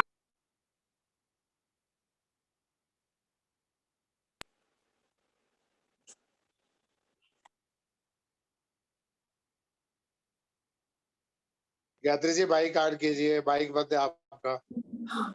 हेलो हेलो, आगे जी आगे बोलिए। जी नमस्ते भैया जी, सर्वप्रथम आपको सबको स्वागत। यो भूतं च भव्यं च सर्वं यस्य धीयते स्वर्यस्य च केवलं तस्मै ज्येष्ठाय ब्रह्मणे नमः। 3 कालों काज से पूरा यथावत ज्ञान है, सृष्टि सारी में प्रतिष्ठित वही भगवान है स्वयं सुख रूप केवल मुक्तिदाता नाम है उस महत्तम ब्रह्म को श्रद्धा सहित प्रणाम है। जितने भी मेरे भाई बहन इस कार्यक्रम से जुड़े हुए हैं सबको मेरा प्रणाम, सबको मेरा नमस्ते आदर भरा। इस कार्यक्रम के कर्णधार संयोजक सूत्रधार भाई अनिल जी, जिनमें कि इतने महर्षि दयानंद जी के प्रति आर्य समाज के प्रति इतने लगन है, इतने दीवान है, ऐसे मेरे भाई अनिल जी ने आज मुझे अध्यक्ष पद के लिए अध्यक्ष बनाया, इसके लिए मैं बहुत आपकी आभारी हूँ। और आपने मुझे अध्यक्ष बना करके मेरा मान सम्मान बढ़ाया, इसके लिए मैं आपका धन्यवाद करती हूँ। प्रभु से प्रार्थना करती हूँ कि आप स्वस्थ रहें, दीर्घायु हो, और परमात्मा इसी प्रकार आपको से ये कार्यक्रमों को कराता है। ऐसी आपके लिए बहुत बहुत शुभकामनाएं मेरी ओर से। तो आज का विषय जो दिया था कि सरल योग से ईश्वर का साक्षात कैसे कर सकते हैं, योग के माध्यम से उस परमात्मा का साक्षात्कार हम कैसे कर सकते हैं। तो हमारे वैदिक जो साहित्य है उसमें योग दर्शन में वेद को उपांग कहा जाता है। वेद दर्शन को यानी उपांग कहा जाता है, किसके अंदर? वेदों के अंदर। यह वेद के 6 उपांग माने गए। क्या हमारी योग जो दर्शन है जो 6 उपांग माने गए हैं, कौन कौन से हैं? पहला योग सांख्य, वेदांत, वैशेषिक, न्याय और मीमांसा। ये हमारे 6 दर्शन है। योग दर्शन के प्रवक्ता ग्रंथकार हमारे महर्षि पतंजलि हैं। जिस प्रकार से गोपालक गो को दुग्ध यानी दुहता है, उसी प्रकार से हमारे 6 दर्शनकारों ने वेद रूपी माता को उसके योग आदि से दूध को दुहा। योग दर्शन का उद्देश्य बताते हुए महर्षि पतंजलि ने कहा है कि मनुष्य के चित्त में जो क्लिष्ट अक्लिष्ट 5 प्रकार की यानी चित्त की जो वृत्ति हैं वो कौन कौन सी बताई है उन्होंने? प्रमाण, विपर्य, विकल्प, निद्रा और स्मृति। ये 5 प्रकार की यानी क्लिष्ट और अक्लिष्ट दोनों प्रकार की वृत्तियां बताई गई है। उनको रोकना, उन्हें नियंत्रण करने का मतलब है योग। इस लक्ष्य को प्राप्त करने के लिए 8 सोपान भी बताए। वो 8 सोपान कौन कौन से हैं? जैसे कि मेरी अभी पूर्व जो वक्ता जो बहन थी पहले उन्होंने बताया, वो 8 है। कौन कौन से? यम, नियम, आसन, प्राणायाम, प्रत्याहार, धारणा, ध्यान, समाधि। ये यानी 8 प्रकार के यानी योग के ये सोपान है, जिनमें 5 यम है, 5 नियम है। सर्वप्रथम नियम और नियम, ये इनमें 5-5 बातें होती हैं। इन 5-5 बातों अपने जीवन में यदि साक्षात कर लेता है और अपना लेता है इन 5-5 बातों को, तो निश्चित रूप से मानव का जीवन सफल बन जाएगा। वो कौन कौन से यानी यम नियम कौन कौन से हैं हमारे, जिनके अंतर्गत बताया गया है? अहिंसा, सत्य, अस्त्य, ब्रह्मचर्य, अपरिग्रह। ये हमारे यानी 5 प्रकार के यानी यम है। और अब नियम बताए गए शौच, संतोष, तप, स्वाध्याय, ईश्वर प्रणिधानानि नियम। ये नियम बताए 5। तो दोनों 5-5 बातें बताई गई हैं। ये यानी योग दर्शन में महर्षि पतंजलि ने कहा कि हर मानव यदि इन 5-5 बातों को अपने जीवन में यदि धारण कर लेता है, मानता है, इनके अनुसार अपने जीवन को यानी जोड़ता है और चलाता है अपने जीवन को, तो निश्चित रूप से उसका यानी ईश्वर से वो साक्षात्कार कर सकता है। वो मनुष्य यानी ईश्वर से साक्षात कर सकता है। तो इन 5 बातों को अपनाने की हमारे को जीवन में आवश्यक है। और बिना योग के जीवन यानी हमारा निरोग नहीं हो सकता। योग के माध्यम से ही हम जोड़ते हैं परमात्मा से, और विश्व भी इसी से निरोग हो सकता है। योग इत्यादि कर रहे हैं, रामदेव महाराज जी बता रहे हैं योग करो, योग करो, योग करो। यानी निश्चित रूप से कोविड में लोगों को इससे कितना फायदा हुआ है। तो इसके माध्यम से हम लोग अपने को सुख शांति, इसके माध्यम से योग के माध्यम से सुख शांति और कल्याण उन्नति हम कर सकते हैं। किसके? योग के माध्यम से। और वर्तमान में योग को वैश्विक कुटुंब भी कहा गया है। ये आधार यानी माना गया है कि हम योग को अपनाएं, क्योंकि ये एक जीवन में चिकित्सा पद्धति भी है योग। और योग माने परमात्मा से जोड़ना, योग माने जोड़ना यानी जोड़ करना, यानी परमात्मा से यानी साक्षात करना, परमात्मा से जोड़ना, उसको योग कहा। अर्थात दया का सागर कौन है? ईश्वर। वह यानी कृपा करता है अनेक प्रकार से, जब उपासना आदि से यानी अनेक प्रकार के जो कर्म हम करते हैं। तो कौन कौन से यानी बताए हैं उन्होंने कर्मों को करने के लिए? धर्म, अर्थ, काम, मोक्ष। ये 4 प्रकार के यानी बातें बताई हैं। इन 4 प्रकार की बातों को हम अपने में समर्पण कर लेते हैं, धर्म, अर्थ, काम, मोक्ष को अपने जीवन में अपना लेते हैं, इन 4 बातों का अनुसरण करते हैं, तो निश्चित रूप से हम यानी काम, संध्या, उपासना इत्यादि को हम करते हैं, अग्निहोत्र इत्यादि को करते हैं, तो यानी निश्चित रूप से उस परमात्मा से हम जुड़ जाते हैं और उस योग से यानी जुड़ करके साक्षात कर लेते हैं, किससे? उस परमात्मा से। तो ऐसे वेदों के अंदर अनेक मंत्र हैं जिनमें कि बड़ा सुंदर कहा है, सामवेद का एक मंत्र है बड़ा सुंदर। क्या कहा उस मंत्र के अंदर कि हे मानव तू उसी की स्तुति कर।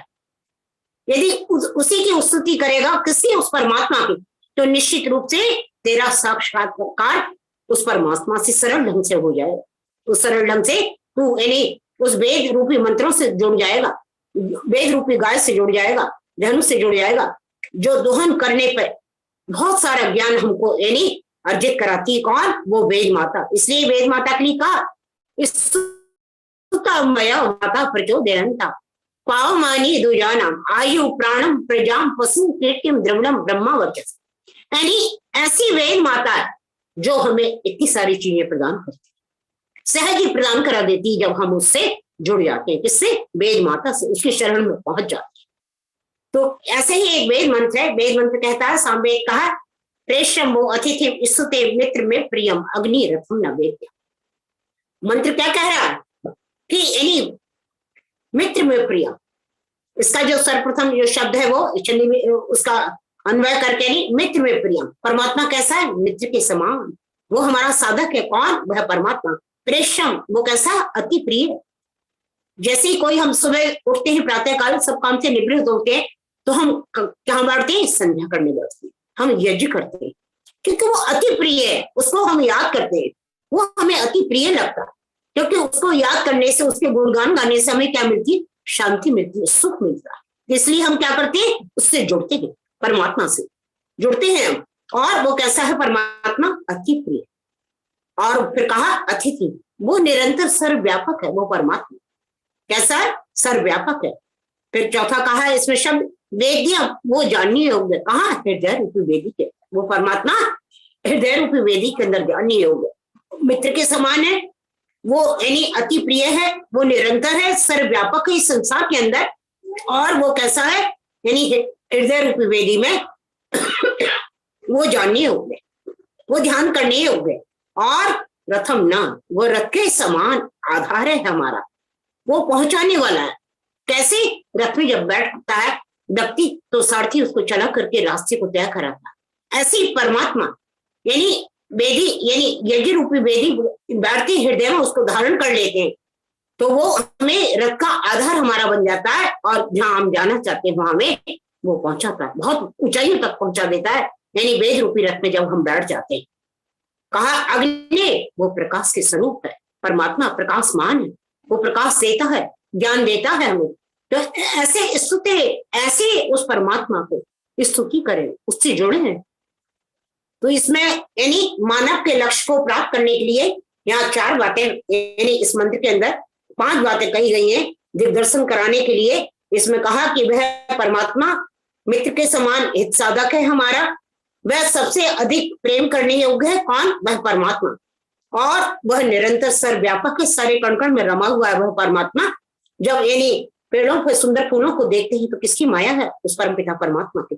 जब वायु चलती है तो हम किसके माध्यम से चलती है? उस परमात्मा के माध्यम। सूर्य प्रकाश देता है उसके माध्यम से, तारे निकलते हैं, चंद्रमा निकलता है उसके माध्यम से। तो वो कण कण में सर्वव्यापक है वो परमात्मा, अपनी गति को वो गति देता रहता है हर काम के लिए। तो ऐसे उस परमात्मा, वही यानी हृदय वेदी में जानने योग्य है, ऐसे उस परमात्मा की हम स्तुति करें, उससे हम जुड़े उस परमात्मा से। तो यहाँ पे कहा कि क्या परमात्मा की स्तुति करने के लिए क्या दुख आवश्यक है? यदि दुख होता व्यक्ति जब ही उसको याद करता, ऐसा नहीं, हम सुख में भी उसको याद कर सकते हैं। तो यहाँ पे कहा कि यानी गाना सबको आता है, ये सिखा गीते सो समाप्त, यानी गाना रोना हर व्यक्ति को आता है। तो गीता में श्री कृष्ण भगवान कहते हैं कि स्तुति तब तक यानी वास्तविक धरातल पर जब तक नहीं पहुंचती तब तक संगीत में मादकता नहीं होती। तो भगवान की हम स्तुति करने के लिए हमें संगीत की आवश्यकता होती। हम कैसे करते हैं?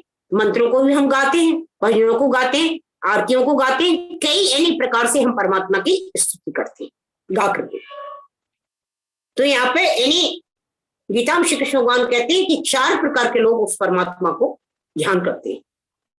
यानी भगवान को कौन कौन से लोग याद करते हैं? 4 प्रकार के गीता में श्री कृष्ण भगवान कहते हैं, चतुर्विधा भजन के माम जन सुप्रतना अर्जुन आर्तो जिज्ञासु अर्थी ज्ञानम च भक्त सभम। वो 4 प्रकार के लोग कौन कौन से? पहला व्यक्ति दुखी।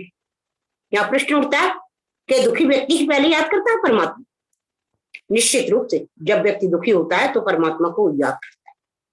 फिर व्यक्ति दूसरे नंबर पर कहा कि सत्य असत्य की खोज करने वाला, थोड़ी बहुत सत्य को जानने की कोशिश करता है वो व्यक्ति दूसरे नंबर पे भक्त बताया श्री कृष्ण भगवान ने गीता में। फिर कहा कि यानी संपत्ति चाहने वाला, अर्थोअर्थी यानी धन को चाहने वाला व्यक्ति यानी परमात्मा को याद करता है। और वो बिरला व्यक्ति होता है वास्तव में परमात्मा को जानने की कोशिश करता है, वो यानी सच्ची प्रकार का भक्त गीता में श्री कृष्ण भगवान कहते हैं कि जो चौथा भक्त है वो वास्तव में यानी सच्चा भक्त कहता है। और जो दुखी है वो सर्व यानी सबसे छोटी कोटि का कहा गया सत्य असत्य को जानने वाला है, थोड़ा वो सत्य सत्य को जानने की कोशिश करता है, वो दूसरे प्रकार का भक्त है। और अर्थार्थी जो धन को चाहने वाला वो तीसरे प्रकार का भक्त बताया। और जो वास्तव में उस परमात्मा को जानना चाहता है, खोजना चाहता है, कहा हृदय रूपी वेदी के अंदर, वो वास्तव में सच्चा भक्त का है। एक छोटी सी कहानी सुनाती हूँ। एक मरीसा नाम के व्यक्ति था और उसने क्या करा, नदी के किनारे खड़ा हुआ था। उसने सोचा कि नदी तो लग रहा है बहुत लंबी है और बहुत गहरा पानी लग रहा है इसके अंदर की। उसने सोचा कि भगवान को मैं क्यों ना याद कर लूं और कुछ प्रसाद मैं चढ़ा दूं भगवान के नाम का, तो निश्चित रूप से परमात्मा मेरी पुकार को सुन लेंगे और निश्चित रूप से मेरी नदी को ठीक से मुझे पार करा। ऐसा सोच करके उसने कहा भगवान मुझे नदी ठीक से पार करा देना, मैं आपको 10 रुपए का प्रसाद चढ़ाऊं, 10 रुपए का प्रसाद चढ़ाऊंगा। ये बोल करके वो व्यक्ति और निश्चित रूप से नदी में उतर गया कि भगवान तो अब मेरे यानी बहा के इस नदी को पार करा देंगे। निश्चित रूप से वो व्यक्ति यानी ठीक से नदी में उतरा और उतर करके धीरे धीरे सनी सनी यानी पार करने लगा। और जब पार करके थोड़ी सी ही 8-10 फुट की नदी दूरी रह गई थी तो मन में सोचने लगा, वो व्यक्ति नदी में खड़ा है और मन में सोचता है वो व्यक्ति, अरे मैंने तो बेमतलब में यानी 10 रुपए खो दिए, मैंने प्रसाद चढ़ा कर, नदी में तो पानी ही नहीं था, नदी में तो पानी ही नहीं था। ये सोचने लगा और जैसे ही ये नास्तिक विचार उस व्यक्ति के मन के अंदर आया और जैसे ही वो 2 कदम आगे बढ़ता है वो देखता है कि एक गड्ढा आ जाता है और गर्दन तक वो उस गड्ढे के अंदर धंस जाता है। फिर वो व्यक्ति हड़बड़ाता और कहता है कि अरे नहीं भगवान, मैंने तो वैसे ही कह दिया था, ये बात वैसे ही सोच ली थी, मैंने 10 रुपए का जो प्रसाद बोला था वो तो चढ़ाऊंगा, 10 का और चढ़ाऊंगा, मुझे इस गड्ढे से बाहर निकाल। तो सांसारिक जो मनुष्य है तो वो इसी प्रकार के परमात्मा को लालच देता है। अरे परमात्मा तो वो देने वाला है, वो तुमसे क्या लेगा, वो तो खुद देने वाला है परमात्मा। तो जो नास्तिक लोग हैं वो इस तरह की यानी बातों को वो करते रहते हैं और दुख में भी यानी करते हैं। कविदास जी ने बोला, जो दुख में सुमरन करे तो जो सुख में सुमरन करे तो दुख काए होए। कविदास जी कहते हैं जो सुख में यदि सुमरन करते हैं तो वो कभी दुखी नहीं हो सकते, और दुख में करेंगे तो निश्चित रूप से वो स्वार्थी कहलाएंगे। तो यहाँ पे मित्र में प्रिय, मित्र का लक्षण महाराज भरती हरि ने बड़ा सुंदर बताया। इस मंत्र के अंदर आया कि पहला जो शब्द है वो मित्र में प्रिय, वो परमात्मा कैसा, मित्र के समान। तो यहाँ पे महाराज भरती हरि ने यानी मित्र के बड़े सुंदर लक्षण बताए हैं, 6 बातें बताई हैं महाराज भरती हरि ने, बड़ा सुंदर श्लोक बताया है।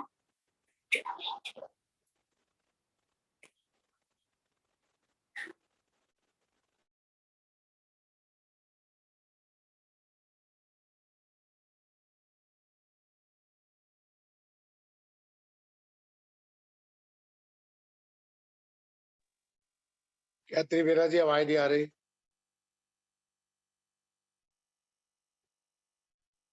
गायत्री वीरा जी आपकी आवाज नहीं आ रही।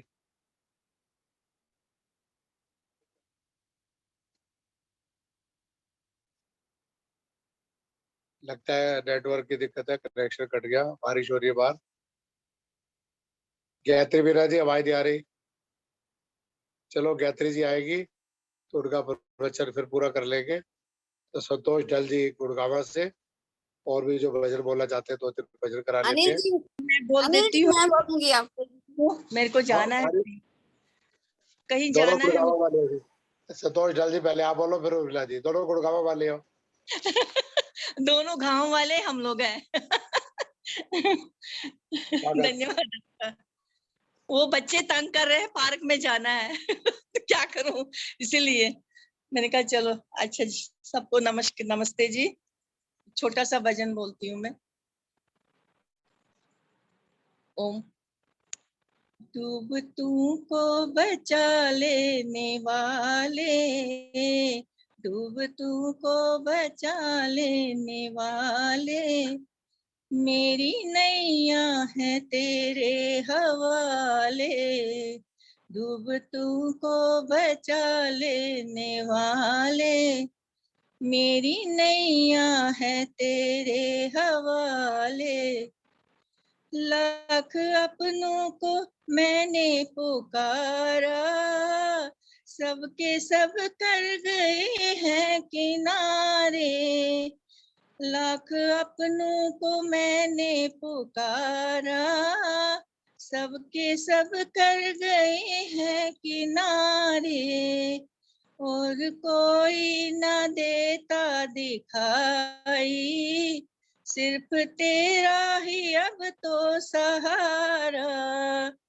कौन तुझ बिन भंवर से निकाले, कौन तुझ बिन भंवर से निकाले, मेरी नैया है तेरे हवाले, डूबतू को बचा लेने वाले, मेरी नैया है तेरे हवाले, जिस समय तू बचाने पे आए, आग में भी बचा कर दिखाए, जिस समय तू बचाने पे आए, आग में भी बचा कर दिखाए, जिस पे तेरी दया दृष्टि होवे, कैसे उस पे कोई आँच आए,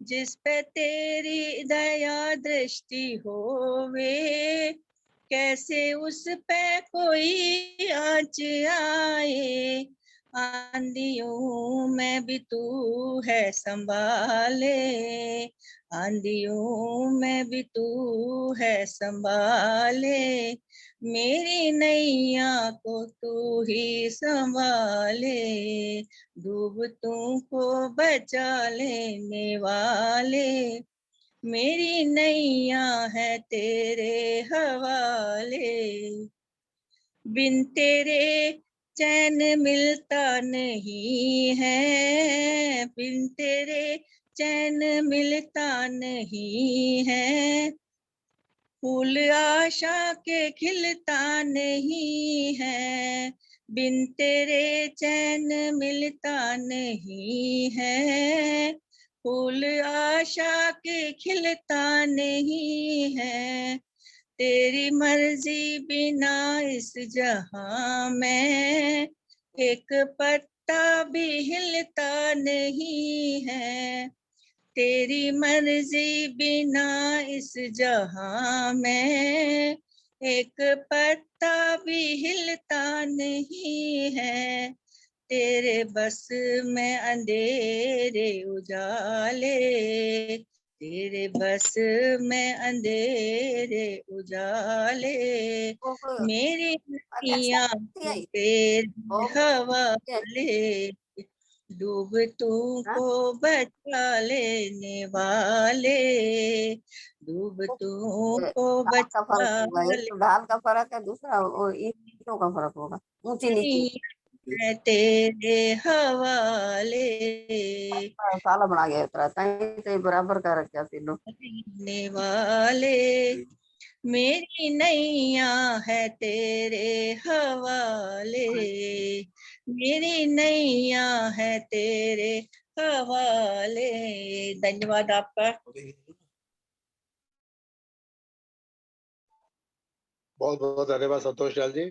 आइए और बिला जी गुड़गावा से, फिर प्रतिभा कटारिया जी, विजय लक्ष्मी जी भी तैयार लग रही है शायद।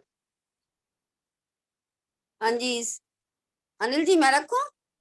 हाँ करिए ना, स्वागत है आपका। सभी को सादर नमस्ते।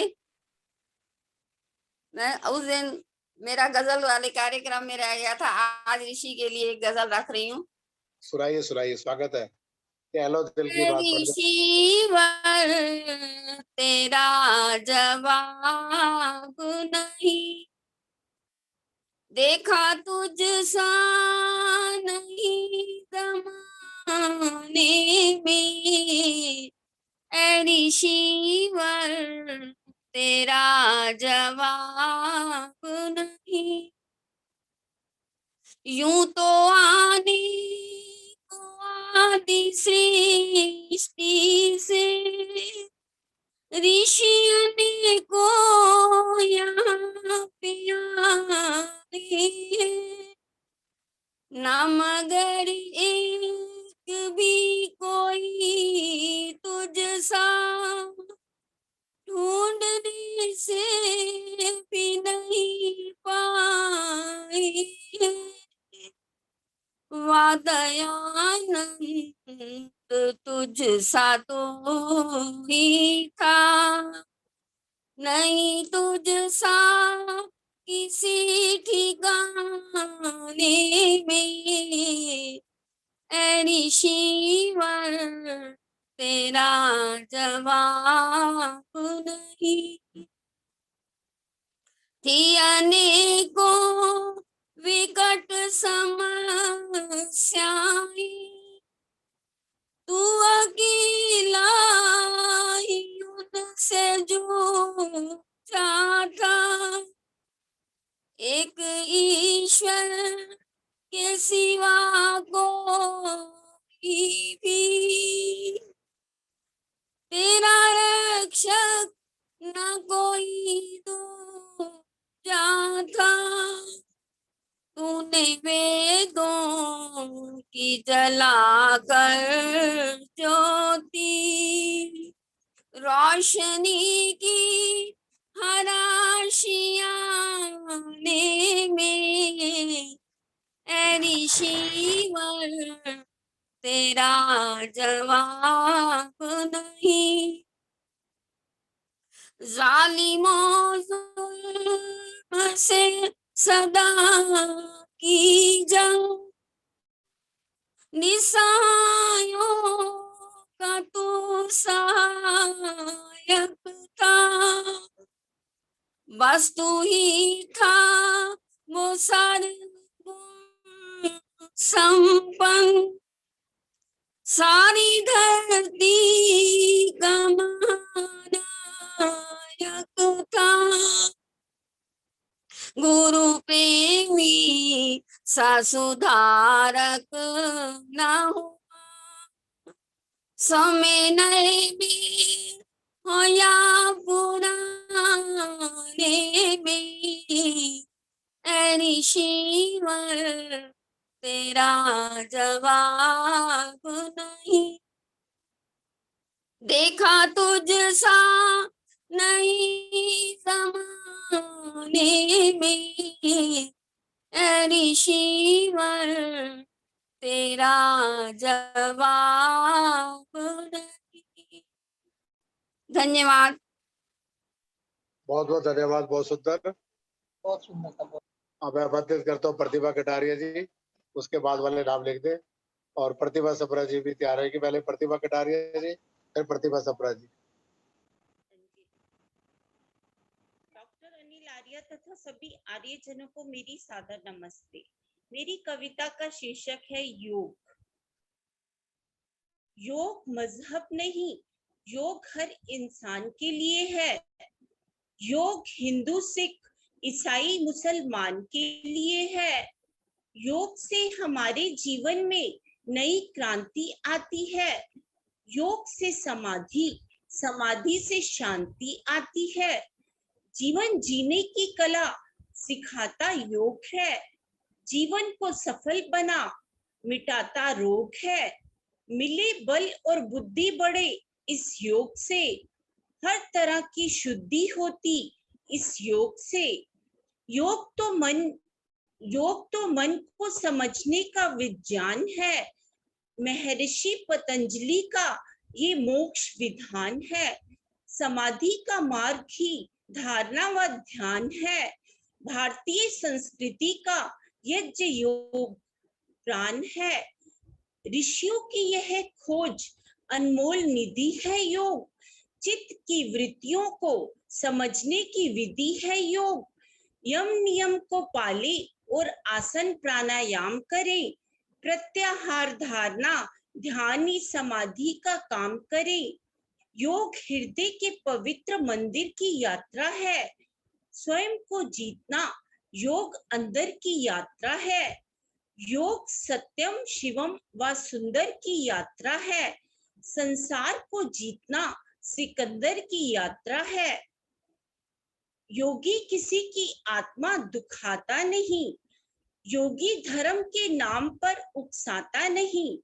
योगी किसी के घर को जलाता नहीं। योगी आतंकवाद से दंगे फैलाता नहीं। योग अपनाओ, योग से आतंकवाद मिटेगा। योग की समझ से ही दंगा फसाद मिटेगा। इस योग से अंदर का जल्लाद मिटेगा। आजाद योग से ही बाहर का जहाद मिटेगा। आजाद योग से ही बाहर का जहाद मिटेगा। धन्यवाद भैया। धन्यवाद प्रतिभा जी। अरे विजय लक्ष्मी जी आ रही है, सुषमा बजाज जी, प्रतिभा सम्राट जी आ जाइए।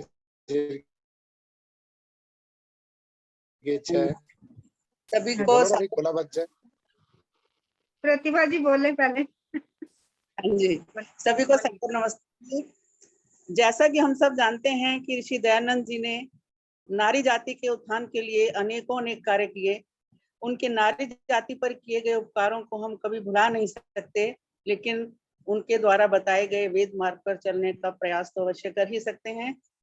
तो आइए, बहुत ही प्रेरणादायक गीत है बहनों के लिए, नारी जाति के लिए। उठो मेरी बहनों,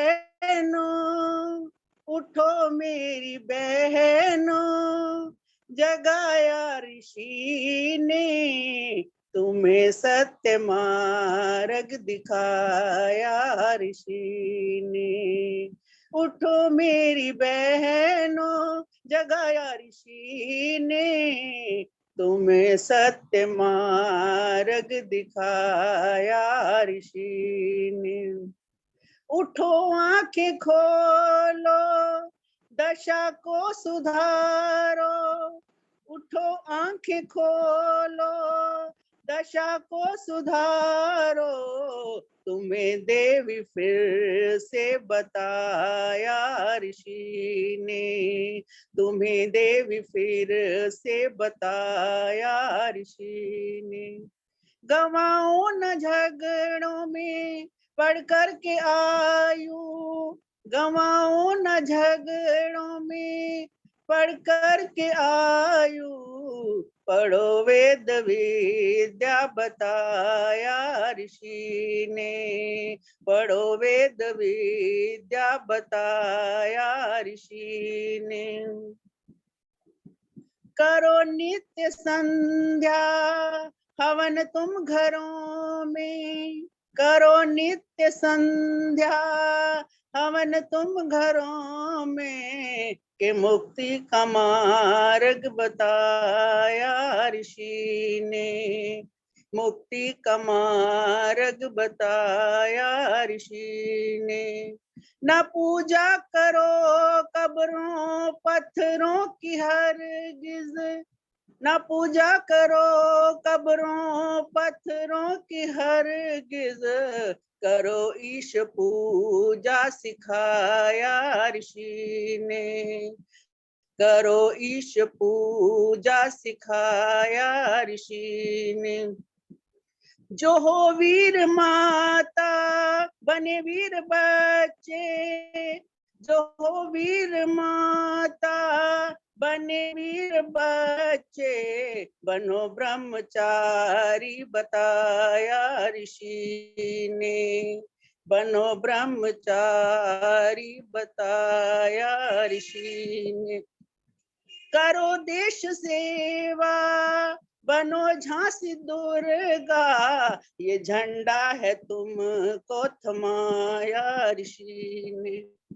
उठो मेरी बहनों, जगाया ऋषि ने, तुम्हें सत्य मार्ग दिखाया ऋषि ने।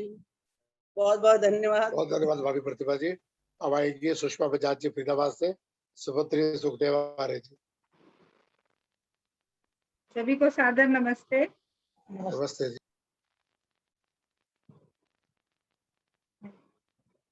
चोला तुझको मिला है बड़ा सुखदाई, चोला तुझको मिला है बड़ा सुखदाई, क्यों ओम का सुमिरन छोड़ दिया, झूठे जग में तो मन को ललचाया, झूठे जग में तो मन को ललचाया, क्यों सत्संग आना छोड़ दिया, चोला तुझको मिला है बड़ा सुखदाई।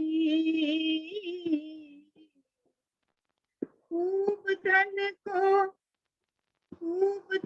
को कमाया तूने उम्र भर, खूब धन को कमाया तूने उम्र भर, ऐश से हो रहा है गुजर और बसर, ऐश से हो रहा है गुजर और बसर, बेसहारों का तुझे कोई दर्द नहीं, बेसहारों का तुझे कोई दर्द नहीं, तूने दान धर्म क्यों छोड़ दिया, झूठे जग में तो मन को ललचाया, क्यों सत्संग आना छोड़ दिया, चोला तुझको मिला है बड़ा सुखदाई।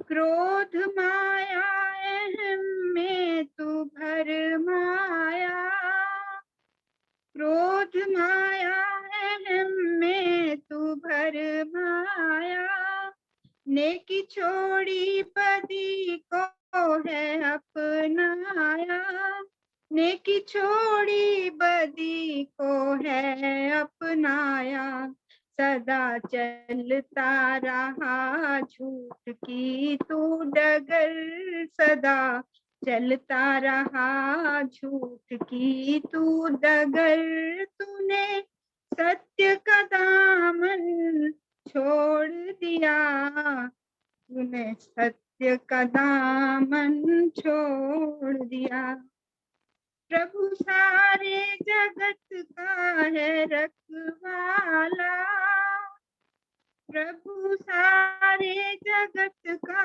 है रखवाला, सारे सुख देकर हमको पाला, सारे सुख देकर हमको पा, कभी श्रद्धा से शीश झुकाया नहीं, कभी श्रद्धा से शीश झुकाया नहीं, तूने परम पिता से मुख मोड़ लिया, झूठे जग में तो मन को ललचाया, झूठे जग में तो मन को ललचाया, क्यों सत्संग आना छोड़ दिया, चोला तुझको मिला है बड़ा सुखदाई।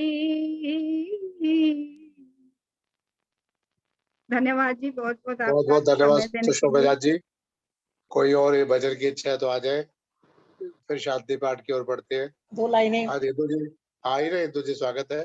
नमस्कार जी, बहुत बहुत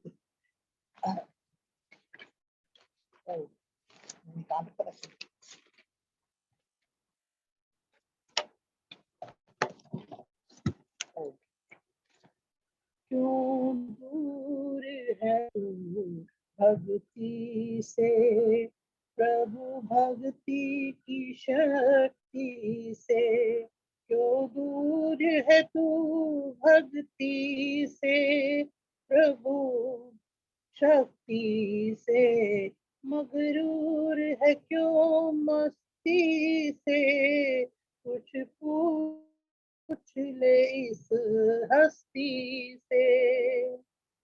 जीवन तो एक दिन जाना है आना है, जीवन को एक दिन जाना है। क्यों दूर है तू भक्ति से प्रभु, भक्ति की तू शक्ति से। इस मन मंदिर में वे है उसकी प्यारी मूरत है, जहाँ भी देखूं वहीं दिखे वो उसकी प्यारी सूरत है।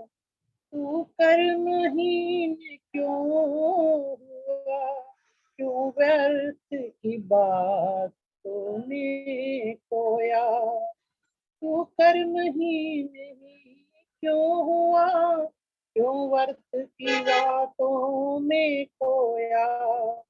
दुनिया जागी तू सोया है, सब आंखें खुली तो रोया है।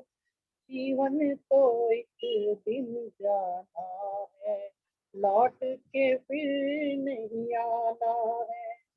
गुजरानी यहाँ कुछ दुनिया की, गुजरानी यहाँ कुछ दिन की, दुनिया एक सराय है। जग दो दिन का कोई आंखों आया।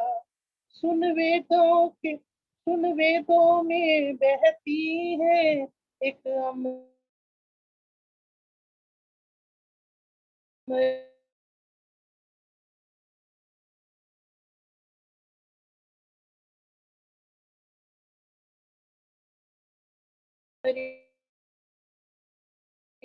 की धारा है।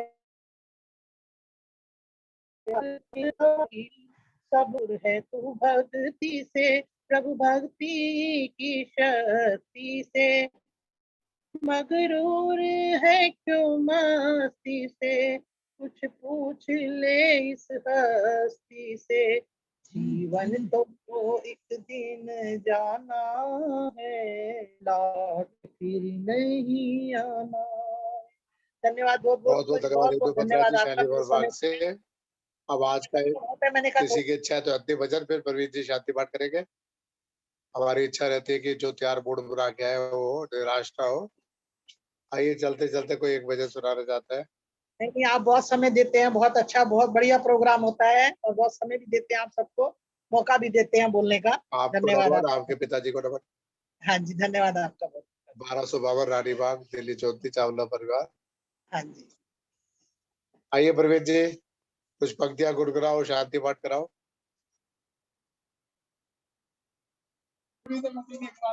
बहुत ही सुंदर आज का योग के ऊपर उद्बोधन रहा। एतदर्थ जितने भी लोग इस ऑनलाइन कार्यक्रम में जुड़े हुए हैं, मैं सभी का हृदय की गहराइयों से अभिवादन करता हूं, अभिनंदन करता हूं और आशा करता हूं कि जब जब भी ऐसे आपको सुंदर आयोजनों की सूचना मिले, आप इसी प्रकार अपना स्नेह बनाए रखें और ऑनलाइन कार्यक्रम से जुड़कर लाभान्वित होते रहें। शांति पाठ के साथ ये सभा यहाँ पर संपन्न होगी। ओम द्यौ शांतिरंतरिक्षद्वं शांति पृथ्वी शांतिरापा शांतिरौषधया शांति वनस्पतया शांतिर्विश्वे देवा शांति ब्रह्म शांति सर्वद्वं शांति शांतिरेव शांति सामा शांतिरेधि ओम शांति शांति शांति। जो बोले सो अब है।